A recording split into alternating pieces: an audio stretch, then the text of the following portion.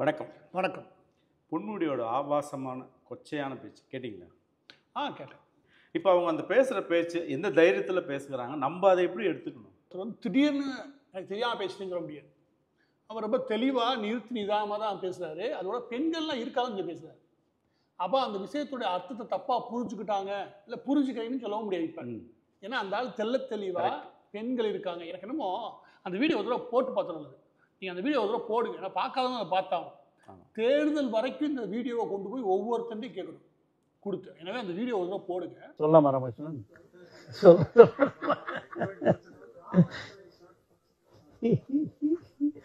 அதுல சொல்லுவோம், ஒருத்தன் தப்பா நினைச்சுக்காதீங்க மகளிர், ஒரு விலை மாதவியின் வீட்டுக்கு ஒருத்தன் போறான். போகும்போது அங்க அந்த அம்மா கேக்குது, நீ பார்த்து நீங்க சைவமா வைணவமா அப்படின்னு கேக்குது. அவனுக்கு ஒன்றும் புரியல. அவன் பணம் எவ்வளோ 5 கொடு 10 கொடுன்னு கேட்டான்னா ரைட்டு. என்னடா இங்க வந்திருக்கிறோம் நாம ஒரு விலை மாது வீட்டுக்கு, நம்மளை சைவமா வைணவமான்னு கேட்குறாங்க அப்படின்னு கேட்டான். அந்த அம்மா சொல்லிச்சான், இன்னும் ஒன்றும் புரியலையே அப்படின்ட்டான். ஒன்றும் இல்லை, சைவம்னா இப்படி வைணவம்னா இப்படின்னுச்சான். ஒன்றும் புரியல. சைவம்னா இப்படி வைணவம்னா இப்படி, ஒன்றும் புரியல. என்னவா சொல்ற, இதுன்னா அது தீபம் விபூதி இது தானே, அதுல என்ன இருக்கு அப்படின்னா, இல்ல சைவம்னா படுத்துக்கிறது, வைணவம்னா நின்னுங்கிறது. நின்னுங்கனா 5 படுத்தா. நீங்க சொன்ன மாதிரி பெண்கள் ஒரு தடவை இல்லை, பல தடவை, ஒரு 3-4 தடவை சொல்றாரு பெண்கள் இருக்கிறாங்க. இருந்தாலும் அப்படின்னு அப்போ அவர் நிறைய பேர் அவங்களுடைய திமுக மினிஸ்டர் முட்டு கொடுக்குறாங்க. ஸ்லிப் ஆயிடுச்சு. நல்லா அசிங்கமாக கேட்பேன். நான் என்ன கேட்பேன் அப்படின்னா, இதுக்குள்ளே போகிறதுக்கு முன்னாடியே அவர் பச்சையாக பேசுகிறார். நாமம் போட்டவங்க நின்றுக்கிட்டு பண்ணுறாங்க, பட்டை போட்டவங்க படுத்துக்கிட்டு பண்ணுறாங்க. இந்த வார்த்தையை பெண்கள் இருக்கான்னு சொல்லி தான் பண்ணுறாரு. ஒரு அமைச்சர் பேசுகிற பேச்சா? நீங்கள் சொல்கிறீங்க அமைச்சரை விட்டுருங்க. யாரோ ஒருத்தர் இப்படி பேச என்ன செய்வீங்க? செருப்பை கழட்டி 4 தப்பா போயிடும். அமைச்சர்னா அது பேசலாமா? இதே இது எவனோ ஒருத்தர் பேச வச்சு நானும் வச்சுக்குவேன், கழட்டி 4 அப்பா அப்பி விட்டுருப்பேன். இதே இது நீ வேற மதத்தை பற்றி பேசுவியா? குள்ளா போட்டவங்களாம் அப்படி. சிலுவை ஏன் நிற்குது தெரியுமா? இப்படி பேசுவியா? அப்போ எப்பவுமே நீ இந்து மதத்தை அப்படி பேசுறேன்னா நீ எப்படிப்பட்ட நோக்கத்தோட இருக்க? இவங்க 4 செவத்துக்குள்ள என்ன பேசுறாங்க அதை வெளியே பேசுறாங்க. இவன் இன்னைக்கு இப்படி பேசுறானா? இவங்கெல்லாம் அமைச்சராக இருக்கிறனால மரியாதை அவசியம் கிடையாது. அவர் இவரே விடாதீங்க, அவன் இவனே பேசுறீங்க. இவனுக்கு என்ன மரியாதை இருக்குது? தாய நாகரீகம்லாம் பேசுறோம், நீ மரியாதை கொடுப்பீங்களா? அப்படிதான் இதுவும். இவனுக்குலாம் என்ன மரியாதை? இவன் அமைச்சராக இருந்தாலும் இவனுக்கு வயசானாலும் இவன் மரியாதை கொடுக்கூடாது. இவங்க மரியாதைக்கு உகந்த நபர்களே கிடையாது. நான் சொல்றேன், இவங்க இது புதுசாலாம் பேசல, இது புது கருத்தால இவங்களுக்கு இருக்காது. ஏன்னா நேற்று வரை இவங்க வீட்டுக்கு உட்காந்து பேசிட்டு இருப்பாங்க. யாரு இவங்கெல்லாம் கூடி அது இன்னைக்கு வெளியே பேசுறாங்க. இன்னைக்கே இப்படி பேசுறானா அவனை 40-30 வயசுல இப்படி பேசியிருக்கான். நீ வயசு என்ன ஆகுது உனக்கு? நேருக்கு 68-70 ஆகுது. 68-70 உனக்கு என்ன கிளுகிளுப்பா பேசுற வழக்கம் இருக்கு? அதுவும் ஒரு மதத்தை இழுத்து எப்படி பேச வைக்கிறது? இல்ல அந்த பதவிக்காது உயர்கல்வி அமைச்சர் தானே அவர். கல்வி அமைச்சர் நீங்களாம் விளங்குவியா? இவனெல்லாம் கல்வி அமைச்சரா போட்டு ஒரு முதலமைச்சர் உட்காந்துருக்காரு. அவருக்கு ஒரு வெக்கமா இருக்கணுமா? ஒரு முதலமைச்சராக இருக்கவே எப்படி நபர்களுக்கு தகுதியோட இவனை கல்வி அமைச்சராக கொடுத்துருக்காரு, அங்கே உயர்கல்வி அமைச்சராக. அதான் முதலமைச்சர்னு ஞாபகம் வந்தது. சர்வாதிகாரி கையில் எடுத்துட்டார் வீரத். என்ன பண்ணியிருக்காருன்னா அவர் பொதுச் செயலாளர் பதவியிலும் தூக்கியிருக்காங்க. எனக்கு என்னென்னா அது கொள்கையான முடிவா இல்லை ஸ்டேஜில் பேசுன இவரோட கொள்கை இல்லை? பொன்முடி பேசுனது கொள்கை முடிவு. அவங்க கொள்கையில இப்படி தான் பேசிடுவான்னு வச்சுக்கோங்க. கொள்கை முடிவே இந்து மதத்தை அசிங்கமாக பேசுறது தான். வேற மதத்தெல்லாம் பேச மாட்டாங்க. இவன் ஏன் பேச மாட்டேன்னு ஒன்று சொல்ல புரிஞ்சுங்க. ஏன் பேச மாட்டேன்னா இதே இது ஒரு இஸ்லாம் எதை பேசி வச்சுக்கோங்க. இவங்களுக்கு எது வரைக்கும் பயப்படுறது இல்லவா? ஒருவேளை பாலஸ்தீனத்துலேருந்து யாரும் கிளம்பி வந்துட்டாங்கன்னா அந்த அளவுக்கு பயப்படுவாங்க. இவங்களுக்கு பயம், அதனால தான் மற்ற மதத்தை பேச மாட்டாங்க. இவங்களுக்கு பயம் இல்லை, அதனால இந்து மதத்தை பேசுகிறாங்க. அப்போ இவன் என்ன சொல்ல வரா இன்டைரக்டா மூலமாக? நீங்களே எங்களை பயமுடுத்துங்க, நீங்களே ஏதாவது செய்கை செஞ்சு விடுங்க, அப்போ தான் நாங்கள் பயப்படுவோம். பயம் தான் நாங்கள் பேச மாட்டோம் அப்படிதான் சொல்ல வராங்க. இன்டைரக்டா ஒரு சமூகத்தையே ஒரு மிகப்பெரிய கலவர பூமியா மாத்துறதுக்கு இவங்க முயற்சி பண்றாங்க. கடலையா ஒரு சமூகம் அமைதியா இருக்கிறதுனால நீ என்ன அசிங்கமா வேணா பேசுவ, அதுக்கப்புறம் அது மன்னிப்பு கேட்டு நகர்ந்து போவியா? இவன் என்ன தூக்கி வெளியே ஏறிடுமா இல்லையா? முதலமைச்சரோட வேலை என்ன? ஒரு அமைச்சரா உட்காந்து நான் பேசியிருக்கேன், அவன் பதவியை பிடிக்கிட்டு விடணும். அதை விட்டுட்டு கட்சி பதவி என்ன, கட்சி பதவி எடுத்துட்டு நீ அதையே செய்ப்பா. இவங்க என்ன பண்ணிப்பா? நான் சொல்றேன், முதலமைச்சர் சொல்லிப்பானா யாரு? MK ஸ்டாலின் சொல்லிப்பானா, நான் கட்சி பதவியிலிருந்து எடுத்துறேன், ஆனா சும்மா ஊருக்கு சொல்லிக்கிடுவோம், நீ என்ன பண்ற உள்ள உட்காந்து அதே வேலையை பாருங்க, பிரச்சனைலாம் கிடையாது அப்படிதான் சொல்லியிருப்பாரு. ஆனால் இப்போதைக்கு கட்சி பதவி எடுத்துருங்க. அப்புறம் உடனே அவர் அறிவாலயத்தில் வந்திருக்காரு. இது எல்லாமே டிராமா. அவன் பேசுறது பச்சையா அவங்க கொள்கை, இவர் பேசுறது பச்சையா நம்மளை ஏமாத்துறவர்.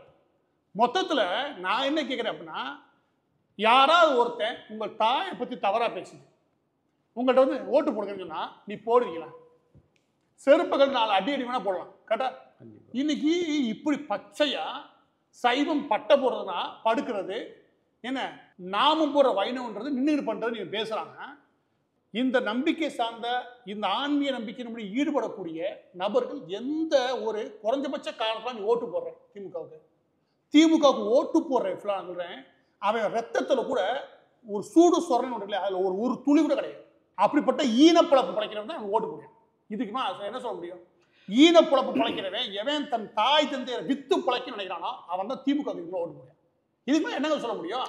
பச்சையா அவன் பேசுறான், ஒரு குறைஞ்சபட்ச ஒரு எதிர்ப்பை தெரிவிக்கணுமா இல்லையா? அதுக்கு இல்ல அவருடைய வாய் இல்லையா தெரியாம அப்படின்னு ஒரு அமைச்சர் முட்டு கொடுக்குறான். அதையே இவங்க பரப்பவும் செய்றாங்க இவங்க. ஆமா, நான் சொல்ல புரிஞ்சுக்கேன். பேசுனோட ஒரு பெரிய மோசமான குற்றவாளியா தெரியுமா? இவங்களுக்கு ஓட்டு போட்டு தொடர்ந்து அங்கீகரிக்கிறான் பாரு ஒரு இந்து, அவன் எல்லா பேருமே அயோக்கிய ராஸ்கல். இப்போ நீங்க இந்துன்னு சொல்றதுனாலே எனக்கு ஒரு கொஸ்டின். இவங்க அந்த திராவிடத்துல இருக்கிற நிறைய பேர் சொல்றது என்னன்னா, நாங்க இந்துலாம் கிடையாது, நாங்க வீர சைவர் வீர வைணவர், இப்படிதான் ஒரு இந்துவுக்கும் எங்களுக்கு சம்பந்தம் இல்லை, இப்படிதான் அவங்க பேசுறாங்க. இப்ப என்னோட கேள்வி என்னன்னா, இப்படிதானே சொல்றாரு, அப்போ சைவம் வைணவம் அந்த நாயெல்லாம் எங்க போன? அவன் நாய் தானே, நாய் புழப்பு தானே. நான் கேட்கிறேன், பரவாயில்ல கேஸ் போட்டா பரவாயில்ல, இது இப்படிதான் பேசணும். ஏன்னா அவன் அவ்வளவு கீழ்த்தலாம் பேசும்போது நீ என்ன பேச வேண்டிய? அவனுக்கு போய் முட்டை கொடுத்துட்டு இருக்கானே உட்காந்து. இதே நான் சொல்றல, இஸ்லாமியோ இல்லாட்டி கிறிஸ்தவத்தையும் நீங்க பேசியிருப்பாங்களா? இதெல்லாம் அயோக்கியத்தனமான பேச்சு. இவரோட பதவியை பிடிக்கி ஜெயிலுக்கு அனுப்பினால் ஒழிய இதுல நல்ல நடவடிக்கை முதலமைச்சர் எடுத்தா சொல்ல முடியும். இல்லைன்னா ஊரை ஏமாத்துற வேலை தான். இப்போ இவரோ இல்ல துறைமுருகன் இவங்களுடைய பேச்சுக்களுக்கெல்லாம் ஒரு ஆரம்ப புள்ளின்னு ஒன்று இருக்குல்ல, அது எதுல இருந்து ஆரம்பிக்கிறாங்க? இவங்க கொள்கையே அப்படிதான் இருக்கு. அதுவும் பிற மதத்தினுடைய ஓட்டை வாங்கினா இந்து மதத்தை அசிங்கமா பேசும். அசிங்கமா பேசினா அவங்க குழுன்னு நினைப்பாங்க. இன்ன வரைக்கும் திமுக வேலை தெரியுமா? திமுக மேடையில் உட்காந்துட்டு குழுன்னு அவங்க வந்து இந்து மதத்தை அடிச்சுக்கிறேன் சிரிச்சு மகிழக்கூடியவங்க மற்ற மதத்தினர். அந்த நிலைமையை உருவாக்கி ஓட்டு வங்கி உருவாக்கி வச்சிருக்கான். அவன் அவ்வளவு சூடு சொல்றேன் இருக்கானா, இங்கிட்டு சூடு சொல்றேன் இருக்காங்க, மத வெறியோட இருக்கான்னு சொல்ல. குறைஞ்சபட்சம் ஒரு நம்பிக்கையை சார்ந்து அவன் பேசுறது எதை பத்தி நீ சொல்லுங்க, அவன் பேசுறது எதை பத்தி? ஒரு நம்பிக்கை கொண்ட மக்கள் இப்படி இருப்பாங்கன்னு சொல்றேன். அதுதான் இப்ப என்னோட கேள்வி. இன்னொரு கேள்வி என்னன்னா, நீ ஒரு கடவுள் மூட நம்பிக்கை அதை எதிர்க்கிறது நம்மளோட அக்செப்ட் பண்ணிக்கலாம். ஆனா அவன் கடவுள் நம்பிக்கையை மட்டும் சொல்லல, அதை வழிபடுற மக்களை கேவலம். வழிபடுற மக்கள்லாம் நிக்கிறவன் படுக்கிறவன் இந்த பேசிருக்கேன். அவன் வழிபடுற மக்கள் எல்லாம் என்ன பண்ணிருக்கேன்? அவனை தானே பேசுறான், அவன் குடும்பத்துக்குள்ள பேசுறான். இன்னும் பொங்கி எழ வேணாமா? இதுக்குள்ள நடமாடலாமா? பொன்முடி நடமாட விடலாமா? பிடிச்சி ஜெயில தூக்கி போட்டது மட்டும் இல்லாம ஒரு பெரிய சிக்கலை இங்க வந்துருக்கணும். அவனுக்கு நடமாடுறதுல ஒரு பெரிய சிக்கல் வந்து வச்சுக்கோங்க. இன்னைக்கு பேச மாட்டான். எங்க இருக்க பாலஸ்தீனத்தில் இருக்கக்கூடிய சிரியாவில் இருக்கக்கூடிய தீவிரவாதிக்கு பயப்படுறவன் இங்க இந்து மதத்துக்கு ஏன் பயப்பட மாட்டான் தெரியுமா? அவன் நம்பிக்கையை பத்தி பேசக்கூட நினைக்கிறான் ஓட்டு வங்கிக்காக. ஆனா இங்க இருக்க இந்துக்களை பேச முடியுதுன்னா அது முழுக்க சூடு சோரணை இல்லாத இந்துக்கள் உருவாக்குற நிலைமை. திமுகவுக்கு இதுக்கு மேல ஒருத்த ஓட்டு போடுறான்னா அவன் நீங்க நிப்பாட்ட வச்சு நறுக்கு 4 கேள்வி அசிங்கமா 4 கேள்வி கேட்டாதான் இந்த சொன்னால பொன்முடி அது ஒன்னதானப்பா இதெல்லாம் ஏத்துக்கிறியாப்பான்னு கேட்கணும். ஓட்டு போட போறா பாருங்க, அப்பயே நிறுத்தி கேட்கணும். உன்னை யாரா சொன்னேன், நீ தானே ஓட்டு போட்ட அப்படின்னு நிறுத்தி கேட்கணும். இதில் நீ ஒரு முக்கியமான விஷயத்த சொன்னீங்க, என்னன்னா மையப்புள்ளி யார்? மையப்புள்ளி எம்.கே. ஸ்டாலின் தான். எம்.கே. ஸ்டாலின் எப்படி மையப்புள்ளியா இருக்காரு அப்படின்னா, ஒரு முதலமைச்சர். யாருக்கான முதலமைச்சர்? எல்லா தரப்பு மக்களுக்கான முதலமைச்சர். ஆமாம். அப்போ அவர் என்ன பண்ணணும்? எல்லா தரப்பினருக்கும் வாழ்த்து தெரிவிக்கணும். அவங்களுடைய பண்டிகை சம்மந்தப்பட்டோ இல்லாட்டி அவங்க நம்பிக்கை சம்மந்தப்பட்டோ வாழ்த்து தெரிவிக்கணும். இந்த ஆள் என்ன ரம்ஜானுக்கு வாழ்த்து தெரிவித்து கொண்டாடுவார். ஒரு படி மேலே போய் கிறிஸ்தவர்னு வச்சுக்கோங்க, அவர் நேராக போய் நின்று நானே கிறிஸ்தவர் தான் எல்லாம் உங்களால் ஆனால் ஆட்சின்னு சொல்லி கொண்டாடுறான். தீபாவளி, பிள்ளையார் சதுர்த்தி, இது எதுக்குமே இந்துக்கள் எந்த நம்பிக்கையும் வாழ்த்துக்க மாட்டாங்க. நீ கட்சி தலைவர் வந்து வாழ்த்துறீங்களா பிரச்சனை கிடையாது. திமுகவோட கட்சி தலைவர் வாழ்த்துறீங்கன்ற பிரச்சனை கிடையாது. ஆனால் தமிழ்நாட்டுடைய முதலமைச்சராக உட்காந்துக்கிட்டு தீபாவளியில் வாழ்த்தறிய முடியாது. எந்த பிள்ளையார் சதுர்த்தி, சரஸ்வதி பூஜை இல்லாட்டி முருகன் சம்பந்தப்பட்ட வழிபாடுகள் எதுக்கு வாழ்த்தறிய முடியாது. அப்படின்னு ஒரு ஆளை உட்கார முடியுதுன்னா அந்த ஆள் தான் மையப்புள்ளி. அந்த ஆள் இந்த விதமாக நடத்தும் போது அவருக்கு கீழே இருக்க இப்படி தான் பேசுவேன். இந்த ஆளுகளுமே 4 சவத்துக்குள்ள பேசிட்டு இருப்பாங்க. இன்னும் திடீர்னு ஒரு வார்த்தை வரும், அதுதான் இவர் பேசுறாங்க. இப்போ திமுக ஒரு பக்கம் சிறுபான்மையர். இப்போ நான் கொஞ்ச நேரத்துக்கு முன்னாடி என்ன சொன்னீங்கன்னா, அவங்கள குளிர்விக்கணும்னா இந்து மதத்தை திட்டணும். இது அந்த அளவுக்கு உண்மையான வார்த்தை. அதாவது 100% உண்மையான வார்த்தை. 100% உண்மையான வார்த்தை. எங்க யாராவது ஒருத்தனை வெளியே வந்து ஒரு கிறிஸ்தவ தலைவர்களையோ இஸ்லாமிய தலைவர்களோ வந்து எதிர்ப்பு தெரிவிச்சுங்க. வந்து பேசுனது தப்பு, அவங்க எங்களுடைய உடன் பிறந்த சகோதரர்கள், எங்களுடைய நம்பிக்கை போல அவங்களுடைய நம்பிக்கைன்னு சொல்லுங்க. ஏன்னா ஊருக்குள்ள கிறிஸ்தவர்கள் மதம் மாத்துற போது அது எல்லாம் பிசாசுன்னு சொல்லி பேசியிருக்கேன். அவனே அதான் குழுக்குள்ள பேசியிருக்கேன். அதை இவங்க கூட கொஞ்சம் பேசினா சந்தோஷப்படுவாங்க. எவன் வந்து எதிர்த்துருச்சான் இது வரைக்கும் இவங்க பேசின பேச்சுக்கு, இந்து மத சம்பந்தமா பேசுற பேச்சுக்கு எவன் வந்து எதிர்த்துருச்சான்? நீங்க சென்னைக்குள்ள அடிக்கடி ஒரு மீட்டிங் ஆள் கொடுப்பாங்க. அவங்க கொடுக்குறது ஒரு இஸ்லாமிய பின்புலம். அதுல வந்து மீட்டிங்க முடியும். எதுக்கு போடுற? நான் கேட்குறேன், என்ன அப்புறம் மத நல்லிணக்கத்தை பற்றி பேசுகிற? மத நல்லிணக்கத்தை பற்றி பேசுகிறவன் முதல் அவனுக்கு எதிர்ப்பு தெரிவிடா. எல்லா மதத்துடைய நம்பிக்கைகளும் மதிக்கப்பட்டு சொல்கிறான். மூட நம்பிக்கைகள் எல்லாத்துலேயும் இருக்குது. அது எதுக்குற ரெண்டாவது விஷயம். நம்பிக்கை சார்ந்த விஷயங்களில் அவங்களுடைய கடவுள் நம்பிக்கை சம்மந்தப்பட்ட விஷயங்களில் மதிக்கப்படணுன்றத மற்றவனை விட்டுருங்க. பக்கத்தில் இருக்கக்கூடிய நீ மதிக்கணும்ல, நீ என்னைய அவமானப்படுத்த பேசிட்டு நீங்கள் சந்தோஷப்பட்டீங்கன்னா நீ யாரு? உன் மனசுக்குள்ள என்ன இருக்கு? இந்த சமூகமே அப்படிதான் இருக்கு. இது கொஞ்சம் பச்சையா உடச்சி பேச வேண்டிய அவசியம். ஆனால் எல்லா பேரும் நம்ம படம் சொல்ல முக்கியமான நபர்கள் ஃபுல்லாக அப்படிதான் இருக்கு. எனவே இது திமுக எல்லா காலமும் பேசுன கொள்கை, பொன்முடி பேசுனது. அது மூடி மறைக்கிறதுக்கு ஊரை ஏமாத்துறதுக்கு நடவடிக்கைன்ற பேர்ல கட்சி பதவி மட்டும் பிடிக்காரு எம்.கே. ஸ்டாலின். ரெண்டு பேரும் பெரும் குற்றவாளி. ஒருத்தன் நேரடியாக பச்சையா பேசுவேன், இன்னொருத்த நபர் அது மாதிரி பேசுறதுக்கு மைய புள்ளியா இருக்கும் நபர். இப்போ நம்ம மதத்தை மட்டும் சொல்ல தேவையில்லை. இப்போ கண் காது குருடு செவிடுன்ற மாதிரி துரைமுருகன் அவர் பேசி, ஆனால் அவர் முன்னாடியே இன்னைக்கு வந்து இவர் தூக்குன உடனே ஒரு அறிக்கை, அவர் மனசு வருத்தப்பட்டிருப்பார். அதாவது அவர் வருத்தப்பட்டிருப்பார் முதல்வர், அதனால நான் வருத்தம் தெரிவிக்கிறேன். அவர் வருத்தப்பட்டார். உனக்கு அறிவு வேணா கொஞ்சம் யோசிச்சு பாருங்களேன். என்ன சொல்றான் அப்படின்னா, காது கேளாதோர், வாய் பேச முடியாதோர், கண் குறைபாடு உடையவோர், நடக்க முடியாதவங்க, இல்லாட்டி கை செயல்பாடு இல்லாமல் இவங்க எல்லா பேருமே உடல் குறைபாடு இருக்கக்கூடிய நபர்களை நீங்க தயவுசெய்து கேலி கிண்டல் பண்ணாதீங்க. அவங்களுடைய அன்றாட வாழ்வில் ஒரு பெரிய சேலஞ்சா மாறும். ஒரு சாதாரண வாழ்வை எதிர்கொள்றது ஒரு பெரிய கடினமான சூழ்நிலை நோக்கி நகர்ந்துட்டு இருக்கவங்கள கிண்டல் கேலி பண்ற மாதிரி போகக்கூடாது. இது ஓரளவுக்கு படிச்ச எவனும் செய்ய மாட்டான். பகுத்தறி பேசுறீங்க பேசலாமா? நீ தான் ஊருக்குள்ள பகுத்தறி பேசுறாங்க, அதிமுக பேசுறாங்க சொல்றாங்க, நொண்டி கூன் குருடு செவிடு இதெல்லாம் சேர்த்துருக்கானா? இதெல்லாம் என்ன வார்த்தை? இதெல்லாம் என்ன வார்த்தைன்னு கேட்குறேன். இந்த ஆளை அமைச்சர் உட்கார அந்த பக்கத்தையே மதத்தை பத்தி பேசுறாங்க. இன்னொருத்தர் என்னன்னா கூன் குருடு செவிடுன்னு குறைபாடா ரொம்ப அசிங்கமா கொச்சையா பேசுறாங்க. இது என்ன மாதிரி ஆட்சி நடத்துறாங்க? இதுவே நீங்க ஒரு அதிமுக காலத்திலயோ இது ஒரு பாஜக அமைச்சரை பேசுறா இன்னைக்கு மீடியா என்ன பண்ணிருப்பாங்க? கிழிச்சு தொங்க விட்டுருப்பாங்க. இன்னும் எங்கே போனாங்க? அதெல்லாம் கண்டுங்கன்னா தூசி தட்டி விட்டு அவங்கள தெரிவாங்க. இருக்கிற பெரிய ராஸ்கல், அயோக்கிய ராஸ்கல் தெரியுமா இது மீடியாவில். இது என்ன போனதா? இது பெருசா ஆக்கி விஷயத்தை கொண்டு போய் சேர்த்து தவறு செஞ்ச நபர்களை மக்கள் மத்தியில் நிப்பாட்டி ஒரு பயத்தை உருவாக்கிருக்குமா இல்லையா? இது துணை போறாங்க. யாரு இருக்கிற எல்லா மீடியாலையும் முக்கால்வாசி உட்காருக்கேன் தீக்கா சொந்தக்கார இருப்பேன். அவன் என்ன துணை போறாங்க. நான் கேட்குற இதே மாதிரி ஒரு வார்த்தை பாஜக அமைச்சர் சார்ந்தவர் ஒரு இஸ்லாமியருடைய நம்பிக்கை இதே மாதிரி கொச்சையா பேசினா நீ என்ன ஆயிருவீங்க? நான் கேட்க என்ன ஆயிருக்கும்?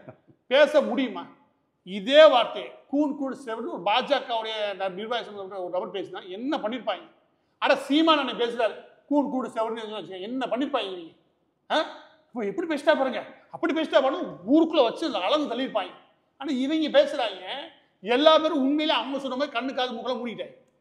எதுவுமே நடக்காத மாதிரியே உட்காந்துருக்காங்க. மீடியா எவ்வளவு பெரிய அயோக்கிய பயிலுங்க. இப்போ இறுதியாக நீங்கள் சீமான் சொன்னதுனால இறுதியாக ஒரு கேள்வி, இந்த மாதிரி சைவம் வைணவத்தை தூக்கி பிடிச்சி பேசக்கூடிய ஒரு சீமான் அண்ணன் அவர் கூட இந்த விஷயத்துக்கு ஒன்றும் பெருசாக கருத்து தெரிவிக்கும் இல்லை. கருத்து அவர் தான் தெரிவிக்கணும், அதை சொல்ல முடியாது. அதுக்காக ஆதரிக்க அர்த்தம் கிடையாது. அவர் எவ்வளோதான் நீங்கள் ஸ்ட்ராங்காக பேசினாலும் இப்படியான கருத்தெல்லாம் பேசுகிறாங்க கிடையாது. அடிச்சு பிடிச்சவங்களோட சண்டை கூடாது, இதை போய் நீங்கள் கேளுங்க, அது தப்புன்னு தான் சொல்ல போகிறார். எனவே இதெல்லாம் ஆதரிக்கிற மனநிலையில் அவர் கிடையாது. ஆனால் என்ன அப்படின்னா நம்ம சீமானவர்களோ இல்லாட்டி பாஜகவோ வந்து எதிர்த்து விஷயம் கிடையாது. இது உங்களுடைய உள்ளுணர்வாக வர வேண்டிய விஷயம். உன்னுடைய உணர்வு ஒருத்தன் காயப்படுத்திக்கிட்டான். இத்தனை 3000 வருஷங்களுடைய ஒரு நம்பிக்கையில் இவங்க எப்போவுமே கொச்சைப்படுத்திக்கிட்டானுங்க. கொஞ்சம் கூட சூடு சொரணையெல்லாம் வாழ்ந்துருக்கேன்னா புழு பூச்சி இருக்குமா அதை கூட தொட்டால் கூட எதிர்ப்பு தெரியும். அந்த அளவில் உன்னால் எதிர்ப்பு தெரிவிக்கணும்னா உன் உடலில் ஓடுறது ரத்தமா உண்ணியா அப்படின்னு கேட்கணும். போலி வாக்குறுதி, ஊழல் அரசியல், குண்டர் அரசியல், ஆதிக்க அரசியல், யார் எங்கு எப்போது, உண்மை அறிய தினமலர்.